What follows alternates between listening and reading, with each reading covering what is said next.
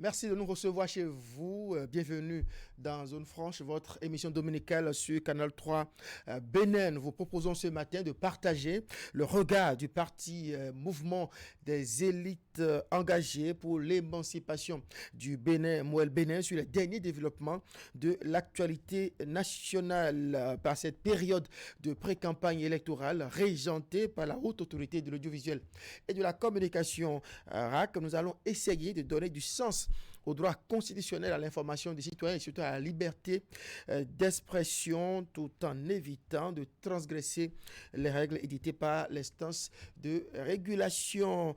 Sous cette double épée de Damoclès, c'est fils Béo Aguiar, secrétaire général de Mouel Bénin. Vous nous direz la position de votre parti par rapport à cette passe d'armes entre les blocs soutenant l'action de Patrice Talon et l'opposition réunie au sein du parti Les Démocrates. Et pour vous interroger, je suis avec Eman Anyamboussou. Eman Parfait Anyamboussou, bonjour. Bonjour André Dossa, c'est fils de Agab, bonjour. Bonjour monsieur Anyamboussou. Oui. Vendredi dernier, la Sénat, organe chargé de l'organiser des élections chez nous au Bénin, a rendu la liste provisoire des candidatures retenues. Après étude de dossier, de 20 déclarations de candidature, on en est arrivé à 3 duos. Dites-nous comment vous appréciez le travail fait par la Sénat. Eh bien, je vous remercie une fois encore pour cette invitation faite à Mouel Bénin. Il faut dire que le processus électoral est suffisamment engagé et le calendrier rendu public par la Commission électorale nationale autonome suit son cours. Et donc, la période de dépôt de candidature étant échue, la Sénat a pris sur elle de regarder dossier par dossier de ceux qui sont passés à son siège, déposer leur dossier de candidature. Je crois qu'on en a noté une quinzaine, presque une vingtaine de candidatures. Et il y a un filtre que la loi permet à la Sénat de mettre en place pour retenir provisoirement une liste, quitte à ce que des gens viennent... Et comment dit-on que la Cour constitutionnelle regarde cela après avec le regard du juge constitutionnel. Cela dit donc ce qui est sorti. Nous avons 3 duos qui sont sortis, en l'occurrence le duo composé des candidats FCBE, M. Alassane Soumanou et M. Paul Rompé, le duo composé des candidats portés par l'ensemble des partis UP, BR, Mouel Bénin, UDBN et PRD, avec M. Patrice Talon et Mme Talata Mariam Chabi. Et enfin, le duo composé des candidats Koué Corentin et Irénée Agossa, provenant du parti Les Démocrates. Tout en sachant qu'à l'intérieur du parti Les Démocrates, il y a une situation qui prévaut et qui est à lire de près. Et donc, nous avons 3 duos qui sont sortis par rapport à 20 candidatures. Et vous savez que ces 20 candidatures, il y en avait qui étaient sans duo. En fait, il y en a qui étaient solitaires. Oui. Donc, des candidats qui ne sont pas allés avec un colistier. Vous avez ensuite des candidats au dossier très incomplet. On parle de défaut de certificat de nationalité, de quitus fiscal et bien d'autres pièces. Et donc, la Sénat a fait son travail au regard de la loi, au regard du code électoral aujourd'hui en vigueur au Bénin et qui a listé les règles particulières de participation à ces élections. Et donc, la Sénat a fait son travail conformément à ce que la loi demande. Est-ce que ce n'est pas la réforme des partisans qui a échoué quand on est parti de 20 candidatures, dont 15 en duo, 5 candidatures indépendantes, pour en arriver à 3 duos qui ont été présélectionnés par la Sénat? Non, du tout pas. Vous savez, pour aller aux élections communales, ce sont les partis politiques, ce n'est pas des élections pour des candidatures indépendantes, ce sont les partis politiques qui font les listes. Pour aller aux élections législatives, c'est pareil. Mais pour aller à l'élection présidentielle, les candidatures indépendantes sont autorisées. Voyez-vous? Aussi vrai que des partis politiques peuvent prendre sur eux d'avoir des candidatures internes ou de porter des candidatures externes. Mais la loi ne dit pas qu'il ne faut pas qu'il y ait de candidatures indépendantes. Ce que la loi veut, et l'esprit de la loi, c'est que des candidatures indépendantes se rapprochent des partis politiques, puisque ce sont les partis politiques qui ont les maires et qui ont les députés, et puissent discuter avec les partis politiques donc, pour donner de la contenance politique à leur projet politique. Malheureusement, beaucoup n'ont pas cru devoir se conformer à cette démarche et sont restés dans la fixation de l'ancienne procédure, croyant que nous n'avons pas évolué. C'est quand même assez ubuesque que les choses soient arrivées ainsi. Sinon, la réforme n'a pas fermé la vanne des candidatures indépendantes. Et à ce niveau, c'est quand même bien que le législateur et le juge constitutionnel regardaient les choses de cette façon-là. Parce que si on le faisait, on va rester dans un système d'hyper-partisanisme, en fait. L'idée derrière cette réforme du système partisan, c'est de remettre les partis politiques au cœur du jeu, faire en sorte que ce soit les partis politiques qui désignent nos présidents de la République. On observe que ça a été un échec, puisque beaucoup de candidats, en tout cas la majorité de ceux qui sont allés à la Sénat, ne proviennent pas des partis politiques. Mais la réforme, quand elle a été, en fait, quand vous regardez les textes qui sont issus, et des discussions, en fait, tant au niveau de l'Assemblée nationale que de ce que le travail que le juge constitutionnel a fait, c'est déjà pour vous dire que c'est au dialogue politique que, par exemple, nous avons retenu certains aspects, en fait. Et on n'a pas voulu fermer cet espace de candidature pour l'élection présidentielle. Et comme j'ai dit, c'est pour qu'on ne reste pas dans une sorte de surpuissance des partis politiques. Mais il reste que ceux qui aspirent à la fonction présidentielle soient portés autant que faire se peut par les partis politiques. Il y a des discussions à tenir avec les partis politiques disposant de maires et de députés pour obtenir, par exemple, la question de parrainage. Et à cette occasion, il est évident qu'on regardera votre projet de société, on regardera vos conceptions pour le pays et tout, et votre candidature sort de sa dynamique solitaire. Ça veut dire que ce n'est pas une inspiration des partis politiques, ce n'est pas une sécrétion des partis politiques, mais les partis politiques se mettent derrière des candidats qui ne sont pas des militants. Est-ce que c'était ça au départ, l'objectif de cette réforme? Je reprécise simplement que si vous fermez cette fonction aux candidatures indépendantes, vous savez, dans tous les pays du monde, il y a les candidatures portées par les partis politiques et il y a les candidatures indépendantes. Vous savez, aux États-Unis, ça se passe en France et ailleurs. En Côte d'Ivoire, je crois qu'il y a eu près d'une 50aine de candidatures.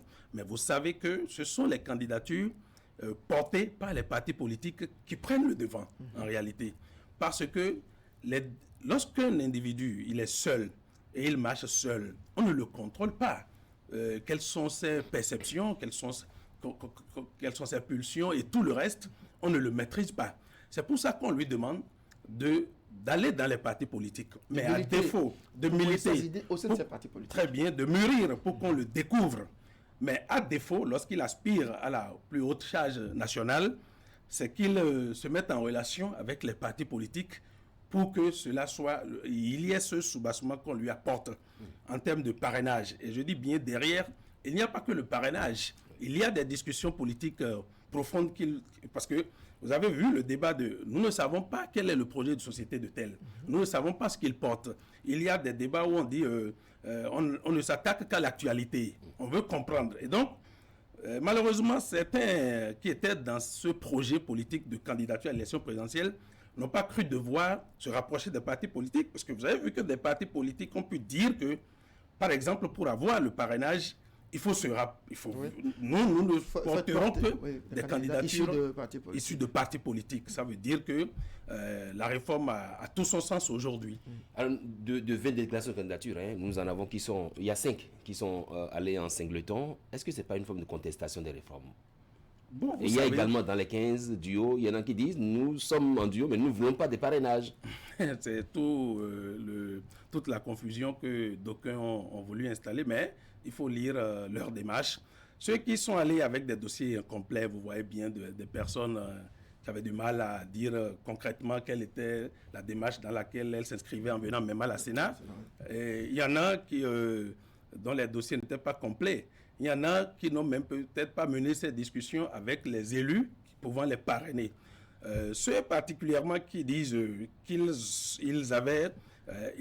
décident de respecter une partie de la loi. Voyez-vous, on a une loi qui est entière, qui émane d'une constitution, et on décide par exemple d'avoir un duo, d'avoir un colistier, et après, on n'a pas les parrainages.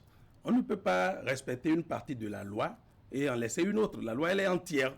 Donc il y a une cohérence en réalité et ils ont un devoir de cohérence en respectant entièrement les dispositions que le Code électoral et que la Constitution ont mises en place pour le cadre de cette élection. Si vous venez à la Sénat et vous dites encore qu'à l'intérieur du groupe, vous notez de la contradiction parce que certains disent on nous a refusé le parrainage et dans le même groupe politique, certains disent nous ne voulons pas de parrainage.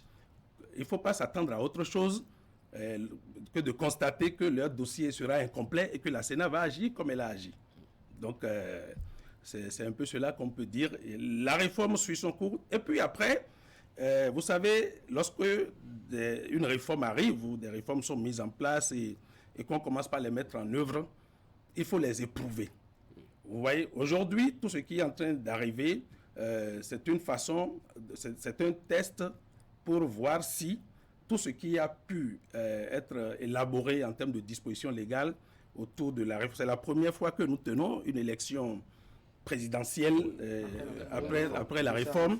Eh bien, on pourra regarder après ce qui mérite d'être réglé, ce qui mérite d'être corrigé. Et donc, pendant que nous sommes aux portes, que nous sommes engagés dans le processus électoral, on ne reste pas là à dire qu'il faut changer les règles, qu'il faut faire ceci. Non, on éprouve la loi et au besoin après, on l'améliore.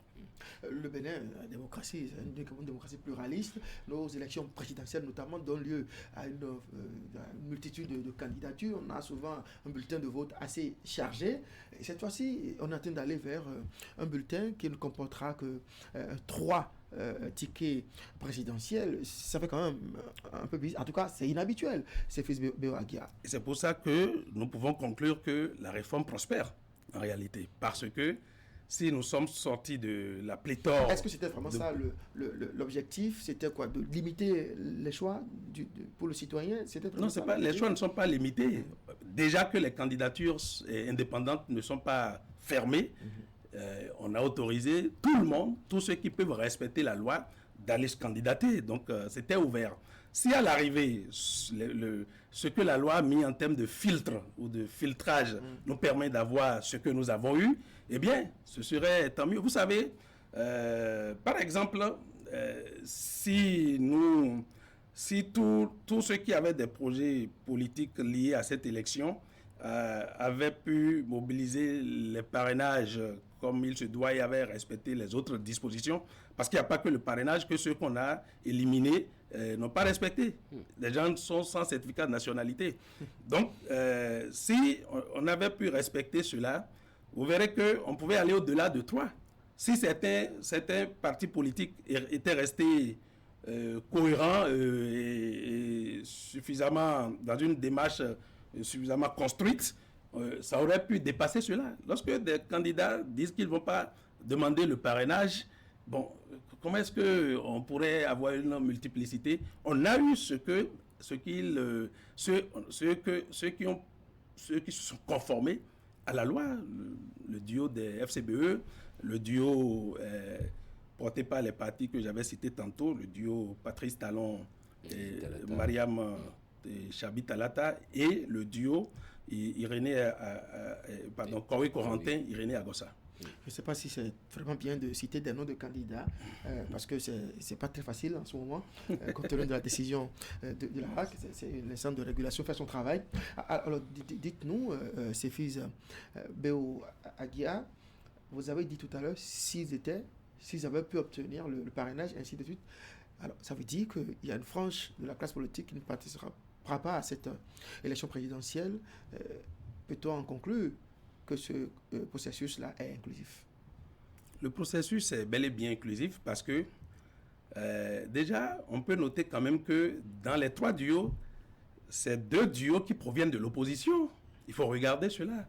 Est-ce qu'il faut faire, je ne sais pas, au sein de l'opposition, il faut regarder qui est plus opposant que qui, mais c'est qu'on note que des 3 duos, 2 proviennent de l'opposition. En quoi est-ce que le processus n'est pas exclusif? Il y a peut-être des têtes d'affiche ou des personnalités que d'aucuns auraient aimé voir dans cette compétition, mais il convenait à ces personnes et aux groupes politiques qui les portent de se conformer à la loi. Et donc, le processus est suffisamment inclusif parce que, en termes de ce que vous appellerez exclusion, non, on ne peut pas noter ça.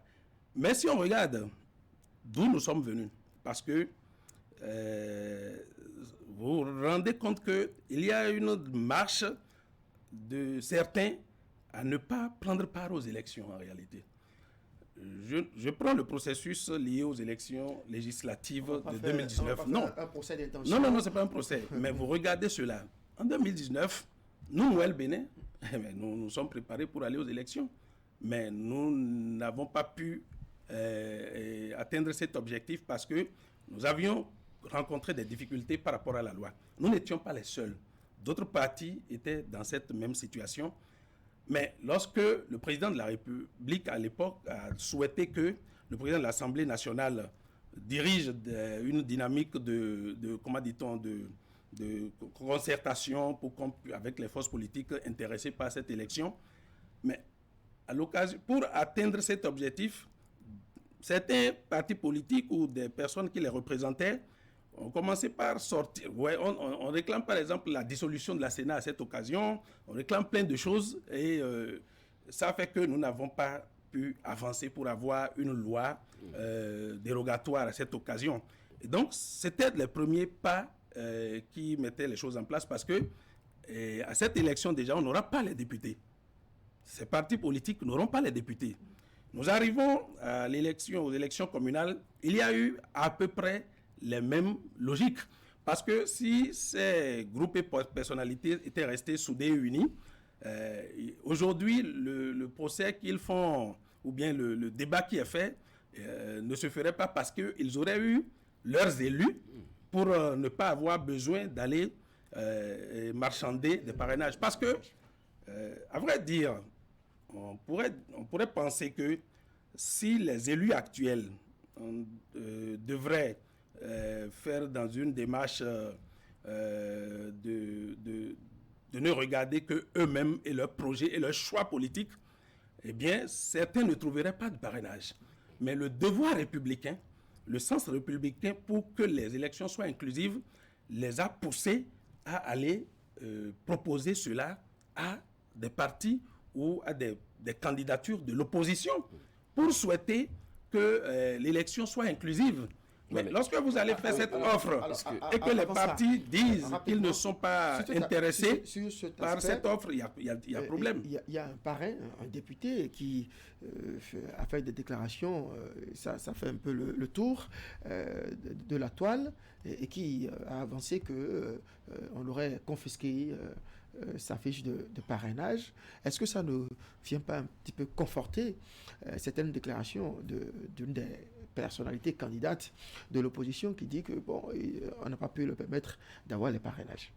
C'est pas un petit peu un désaveu de la part de ce député? Premièrement, ça dit que ce député, quand même, il y a qu'il faut observer quand même la marche, parce que nous avons eu une situation presque similaire il y a 3-4 ans avec le même personnage. Et cela se représente aujourd'hui. Lorsqu'on est dans une organisation politique, parce que le parti duquel il provient a clairement dit les conditions du parrainage. Il s'agit de respecter ce que votre parti politique a dit et non d'aller faire une démarche solitaire.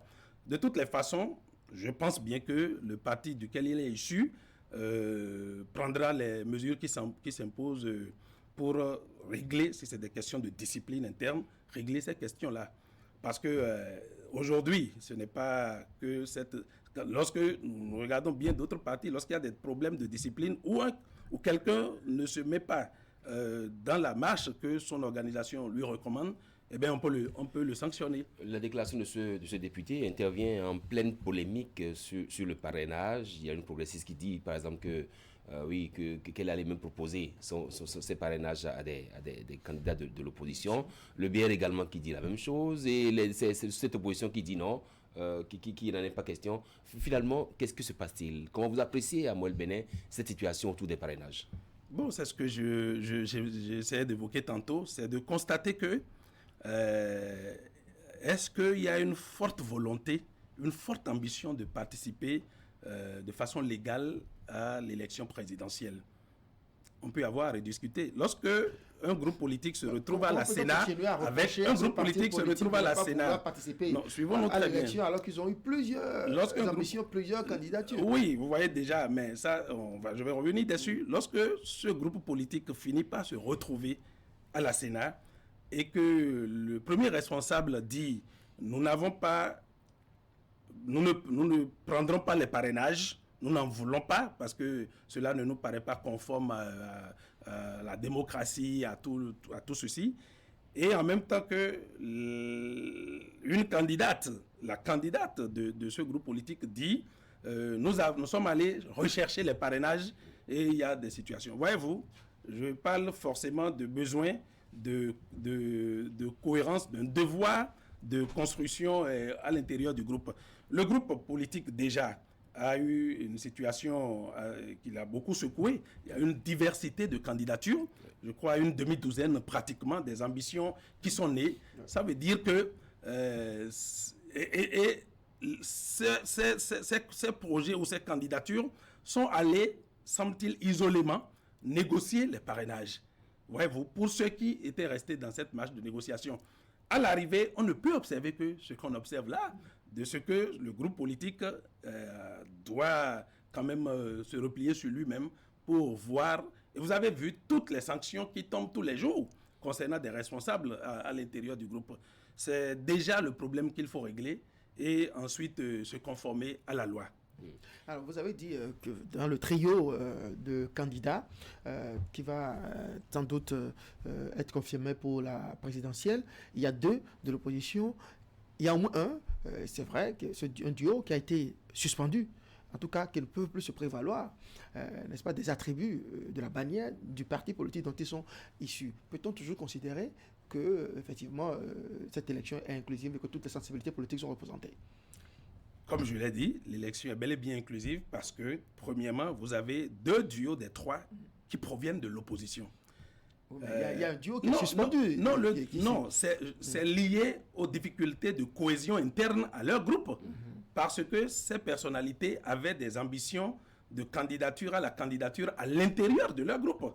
Si après, il y a des problèmes de cohésion et que les intéressés sont restés déterminés et qui sont allés négocier les parrainages et les ont obtenus et sont régulièrement retenus aujourd'hui par la Sénat, on ne peut pas dire qu'il y a un problème d'inclusion parce que, d'une manière ou d'une autre, c'est vrai qu'on les a sanctionnés à l'intérieur de leur groupe, mais ils sont allés en candidature par rapport à cette identité politique. Ils sont allés en négociation de parrainage parce que les partis qui ont dit, ou le parti qui a dit nous ne parrainerons pas ceux qui ne proviennent pas des partis politiques, ne pouvaient pas donner de parrainage à ce duo. Donc, ils sont allés avec cette identité politique-là. Si, à l'arrivée ou sur le chemin, leur groupe, pour des difficultés de cohérence ou de cohésion à l'interne, les sanctionne, c'est un problème les concernant. Mais d'une manière ou d'une autre, je reprécise que vous avez 2 duos sur les 3 qui proviennent de l'opposition et qui sont en liste régulièrement.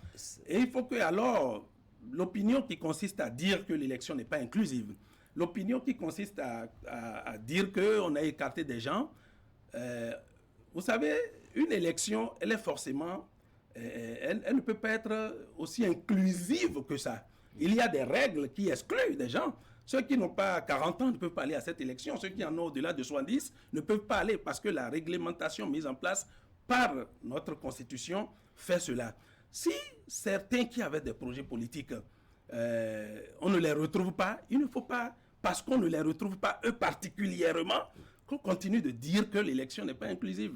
Non, c'est pas juste. En tout cas, ce n'est pas le point de vue de l'ancien président de la République, M. Boniaï, qui dit d'ailleurs qu'il faut que le 5 avril prochain, le chef de l'État ait à passer le témoin qui interpelle l'armée. Comment vous avez au moins le Bénin, apprécié sa dernière sortie, sa déclaration? Non, l'ancien président, en l'occurrence M. Thomas Boniaï, a tout le droit de se prononcer sur la vie politique ou la vie publique nationale. C'est une personnalité morale aujourd'hui pour avoir eu les charges pendant 10 ans pour notre pays. On ne peut pas dire qu'il n'a pas le droit de se prononcer. Sauf qu'il n'est pas une institution. Il n'est pas une institution. Aujourd'hui, il y a des institutions qui organisent la vie de l'État. Vous avez l'Assemblée nationale qui émet les lois et qui contrôle les... Et vous avez la Cour constitutionnelle, et vous avez d'autres institutions. Donc, l'armée même est une institution. Dans sa position actuelle, il n'a pas... En fait, ces prérogatives-là ne le concernent pas. Mais il faut noter qu'il va beaucoup être souhaité que ceux qui connaissent le pays, ceux qui ont eu les charges à ce niveau, d'une manière ou d'une autre, ils fassent un peu quand même attention quand ils veulent dire des choses. Parce que la charge est lourde.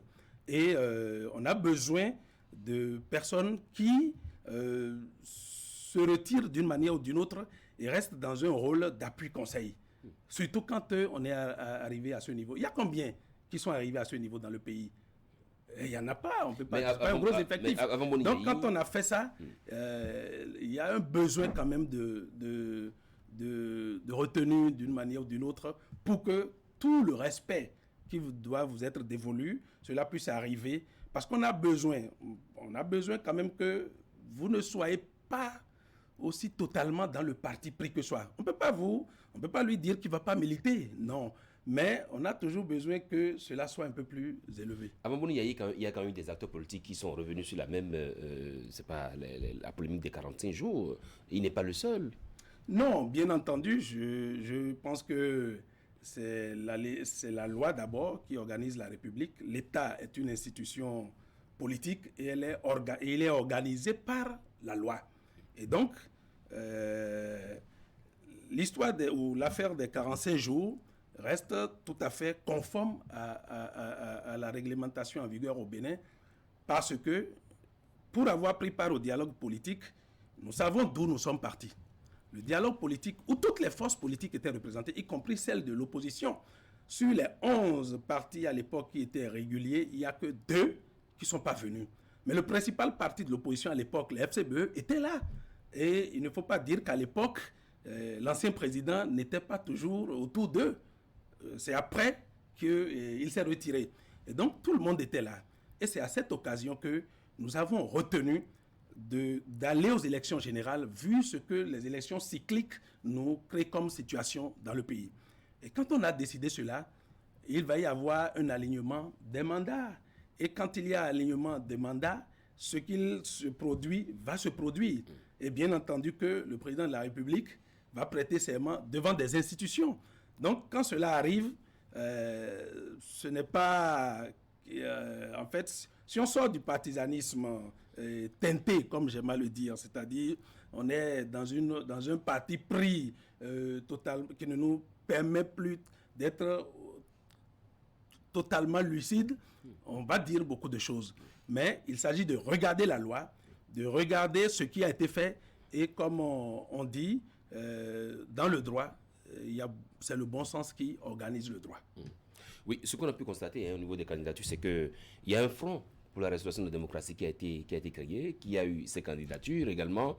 Il y a les démocrates qui ont également leur candidature. Finalement, il n'y a pas eu entente au sein de l'opposition. Bien entendu, comme j'ai dit, en dehors de ce que vous avez un groupe politique de ce front qui, à l'intérieur, avait déjà ses problèmes de cohésion. Au niveau du front, vous voyez que le front n'a pas eu les mêmes positions que ce groupe-là qui qui en est membre, vous constatez que mais le président du Front, lorsque le parti membre du Front a présenté le duo, le président du Front a réagi et a proposé une autre organisation avec une autre personnalité. Et nous avons pu assister à cela pendant 24 heures avec finalement 3 duos pour le même front avant le dépôt. Cela veut dire que, bon, est-ce qu'on va se demander s'il y a eu une préparation sur la durée? Parce que si c'est à 24 heures ou à quelques heures du dépôt des dossiers à la Commission électorale nationale autonome que nous assistons à ce genre de situation, il ne faut pas après dire qu'on vous a exclu. Il ne faut pas dire ça. Et chacun doit aller au tribunal de sa conscience pour regarder ce qu'il a pu faire, quelle a été sa responsabilité pour que les choses soient arrivées ainsi aujourd'hui. Alors, qu'est-ce qui au fond fait que l'opposition béninoise a de la peine à rester unie? C'est qu'il ne faut pas s'unir ou se mettre ensemble pour s'en prendre à un individu. Il faut que votre démarche de construction unitaire se produisent autour de vos idées, de vos valeurs et de ce que vous voulez apporter à la République. Lorsque ce n'est pas cela et que il doit partir, le dégagisme qu'on met en place, et il faut que celui-ci s'en aille, il faut que celui-ci s'en aille, il y aura en votre sein aussi une cacophonie d'ambition, une cacophonie de lecture qui ne vous permettra pas de mener la démarche cohérente qu'il faut. Parce que qui a fait que les choses sont arrivées ainsi? On dirait encore que c'est le pouvoir ou je ne sais pas qui a fait en sorte que... Le pouvoir, ça profite. D'ailleurs, on attribue à Patrice Talon, justement, cette division au sein de l'opposition. Ah, mais là, je crois que ça fait bien sourire quand les choses seront perçues ainsi. Parce que Patrice Talon, de ce conseil, n'est pas membre de ces groupes politiques. Ceux qui en sont membres, il leur reste d'être soudés et d'éviter que des facteurs ou des forces exogènes viennent les déstabiliser. Si peu ça peut arriver, eh bien, il ne faut pas accuser quelqu'un. Alors, on constate que ce débat présidentiel, il n'est fait que de polémiques, parfois de vaines polémiques, autour de questions vraiment non essentielles. Mais pourquoi ça ne parle pas beaucoup plus de projets de société, de vision, d'idées, de développement du Bénin? Pourquoi et quel est votre point de vue sur cet aspect? Très bien, j'en ai parlé un peu subrepticement tantôt. C'est ce qui se met en place lorsque quelqu'un est au pouvoir au Bénin, le dégagisme. Lorsque des groupes ou des personnalités politiques ne se retrouvent pas par rapport à la conduite ou au projet politique mis en œuvre, mais c'est que des intérêts particularistes ne sont plus conservés. Vous voyez que tout de suite, on met en place le « il doit partir ». Il doit partir qui vient dans une sorte de vindicte politique où des gens se mettent en place pour dire celui-là, il faut qu'on le remplace. Celui-là, il ne peut pas rester. Celui-là, il ne faut pas. Non, si l'idéal politique, et c'est un des aspects de l'esprit de la réforme, veut qu'on se mette ensemble pour construire un pays, pour construire une vie politique porteuse de développement, pour construire un pays suffisamment moderne, eh bien, on se met ensemble autour des idées. Et je peux vous dire qu'à Moël Bénin, c'est ce qui nous a mis ensemble. Vous voyez bien que ce ne sont pas des personnalités fortes, ce ne sont pas des individus qui s'agrègent. On a réservé les 15 dernières minutes pour parler de Moël Bénin. Avant ça, dans ce contexte-là, est intervenue cette agression de candidats à l'élection présidentielle à la personne de l'ancien ministre Galiou Soglo. Dites-nous comment Moël Bénin apprécie cette situation-là et la manière dont les partis politiques, surtout les démocrates, l'opposition, en gros, a pris ce dossier.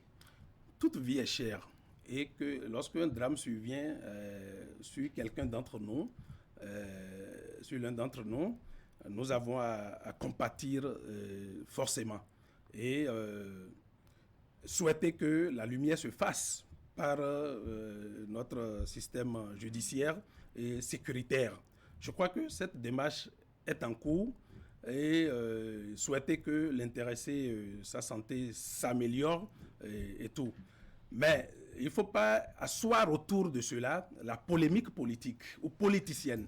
Voyez-vous, il ne faut pas envelopper ce drame dans une sorte de récupération politicienne malsaine.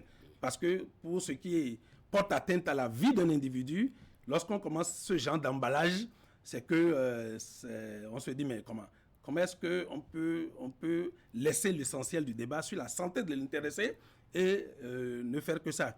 Il est souhaité que l'intéressé aussi ne participe pas à ce genre à ce jeu, hein, si c'en est un, pour qu'on puisse faire la lumière autour.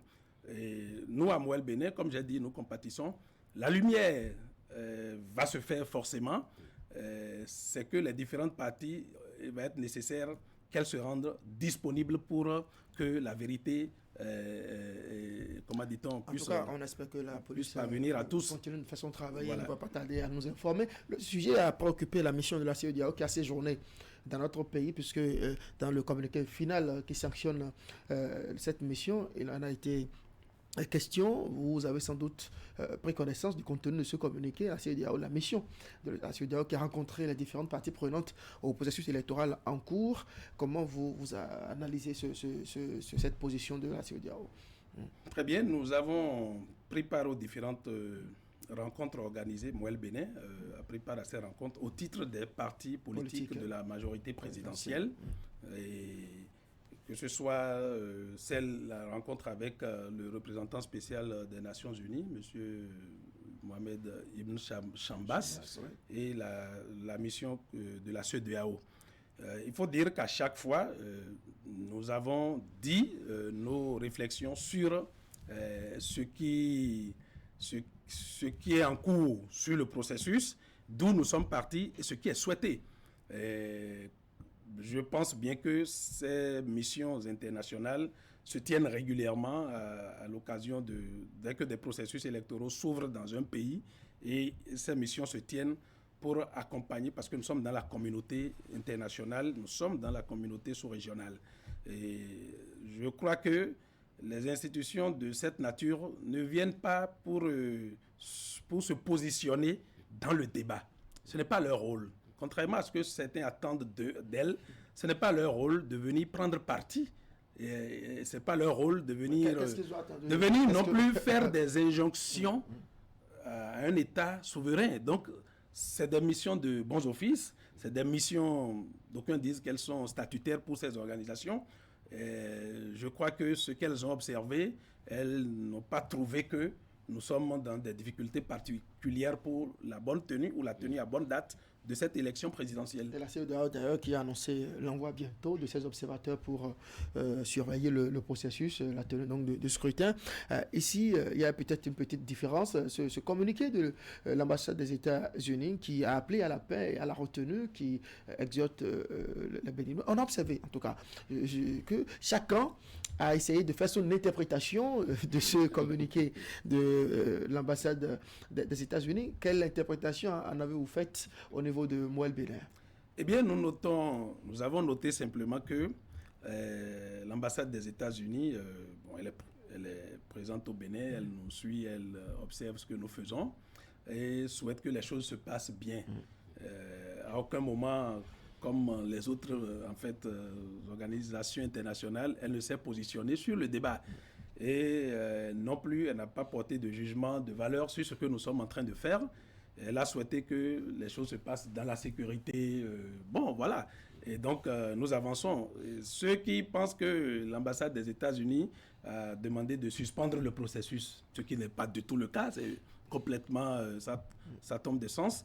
Ceux qui pensent que l'ambassade des États-Unis trouve que nous ne sommes pas dans une atmosphère qui permet d'aller aux élections, ce n'est pas du tout le cas. Il faut noter cela. Il faut bien lire le test. Et donc, nous avançons. On va remercier l'ambassade des États-Unis pour cette marque d'intérêt que les États-Unis d'Amérique portent pour le Bénin. L'autre mission, c'est également celle effectuée par l'ONU. Vous étiez également de la partie? Bien entendu, je l'ai évoqué pour dire que le représentant spécial des Nations Unies nous a rencontrés au titre des partis de la majorité présidentielle et nous avons partagé nos vues Et également, l'exhortation a été de faire en sorte que, bon, voilà, il y a la sécurité, il y a la paix, il y a le calme pour que tout se passe bien. Donc, on continue, comme on dit, dans une lancée assez favorable pour le processus. En tout cas, pour vous, tout va pour le mieux, dans le meilleur des mondes possible, au Mouel Bénin. Surtout que Patrice Talon, qui vous a dû une visite, en tout cas pour avoir visité le DBN, et il a essayé de remplir cette formalité. Il était à vos côtés, on a pu mesurer toute votre joie, c'était l'euphorie. Alors, n'aurait-il pas été là que, par exemple, quelle aurait pu être votre position, vous, Mouel Bénin? Non, nous pensons bien que le président de la République, ou du moins M. Patrice Talon, dans le cas de figure, est un homme de parole. Voyez-vous, c'est quelqu'un qui... Et vous l'avez promis? C'est pas qu'il nous l'a promis, mais nous sommes dans une famille politique avec lui, et il ne nous a montré à aucun moment qu'il ne nous porte pas. Voyez-vous, il est venu dire dernièrement qu'il va davantage nous promouvoir. Mais il ne nous a jamais montré, j'ai dit sur une autre occasion, que les échanges ou les rencontres avec lui sont arrivés entre lui et Mouel Bénin dans son intimité en 2019. C'est arrivé en 2020. Donc, nous n'avions pas un problème. Alors, ce qui nous est arrivé le 6 février dernier dans un hôtel de la place, c'est la meilleure chose qui arrive au parti Mouel Bénin, un peu quand même depuis sa création, parce que notre leader, en fait, notre leader à ce niveau de la gestion de l'État, nous rend visite à l'occasion d'une de nos activités des plus simples, c'est-à-dire l'installation de nos 12 coordinations départementales. Vous avez provoqué une activité rapidement pour le recevoir. Non. Il n'y a pas de cinéma possible avec M. Patrice Talon. Vous savez, nous avons fait un congrès extraordinaire l'année dernière qui a retouché nos tests et tout, et de nouvelles structures redimensionnées en sont sorties. On a commencé par installer le bureau politique national qui a fait sa rentrée le 23 janvier 2021 à Porto Novo. Après le niveau national, c'est le niveau départemental. Et nous avons dans notre agenda arrêté par rapport à la feuille de route à Porto Novo qu'il fallait installer début février donc les coordinations départementales et à partir de la mi-février les coordinations communales. Et elles seront suivies, ces installations, de la tournée du président du parti envers ces structures sur le mois de mars, en prélude à l'ouverture de la campagne pour l'élection présidentielle. Donc nous sommes dans un agenda bien réglé, nous autres. Et alors, nous avons programmé notre activité et le président Patrice Talon l'a su et nous a rendu visite. Et c'est tout à notre honneur, c'est tout à son honneur aussi, parce que c'est une fusion quand même de dynamique qui se met en place entre lui et nous à la face du monde. Parce que quand c'est arrivé dans son intimité, bon, ça ne se savait pas. Maintenant que cette fusion se manifeste au grand public, c'est tant mieux pour nous, c'est bon pour notre morale, nous à notre niveau. Oui, Patrice Talon a fait la promesse de promouvoir désormais le Mouel Bénin. Oui, le Mouel Bénin n'a pas de parrain, n'a pas d'élu. Qu'est-ce que ça apporte de plus? Qu'est-ce que vous représentez? Oui. C'est le procès qui est fait tout le temps à Mouel Bénin.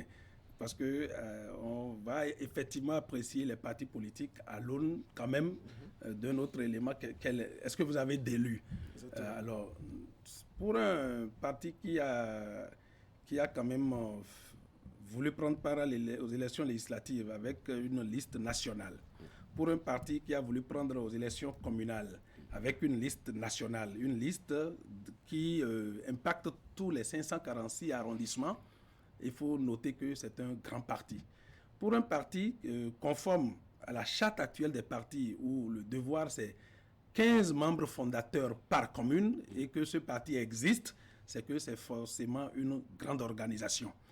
Maintenant, nous avons eu des difficultés et une fois encore, nous sommes reconnaissants M. Patrice Talon, qui nous félicite et nous remercie pour notre audace et notre marche. Malgré les difficultés, nous n'avons pas baissé les bras, nous avons continué. Et donc, nous sommes une grande organisation. Cela va se constater peut-être avec des élections, mais ce n'est pas le seul élément qui permet d'évaluer la grandeur d'un parti politique. Oui, mais qu'est-ce que Moël Béné a pu apporter à Patrice Talon durant ce quinquennat qui s'achève? Mais lui-même, il a dit, vous avez été des visionnaires, déjà par rapport à la réforme du système partisan. Il dit, je note que vous avez voulu, par exemple, conserver une identité et tout, et aujourd'hui, je vous donne raison. Il nous le dit. Il mentionne un détail qui peut paraître très banal, c'est que des cadres de Moël Béné, mais travaillent autour de lui et sur de grands projets quand même depuis la mise en œuvre du PAG. Il note que de toute notre présence, nous avons accompagné les réformes, nous les avons soutenues. Eh bien, nous avons apporté cela et nous en apporterons davantage. C'est un peu ce qu'on peut dire autour de votre question. Donc, le poids politique que parfois on tente d'opposer à Moël Béné, aujourd'hui, on ne peut pas être un parti politique si on n'est pas une grande organisation. Mais qu'est-ce que Moël Béné désormais attend de Patrice Talon? Ce que Moël Béné attend de Patrice Talon, c'est que, comme lui-même il a dit, voilà, c'est que ce que nous sommes, cette identité que nous avons conservée en existant en tant qu'organisation autodéterminée, que la chance nous soit davantage donnée d'impacter son action dans la famille où nous nous retrouvons, d'apporter cette substance que nous représentons pour que l'action publique au service du Bénin, de tout le peuple béninois, dans tous les compartiments de la vie publique, que ce soit l'école, la santé, l'eau et tout le reste, que nous puissions apporter cette part de notre vision de la société béninoise. On a observé que tous les partis satellitaires de la majorité présidentielle visités par le chef de l'État, enfin, vous n'êtes pas les principaux blocs politiques qui soutiennent Patrice Talon. On observe que vous jubilez, vous êtes euphorique, mais c'est un Patrice Talon candidat à sa propre succession.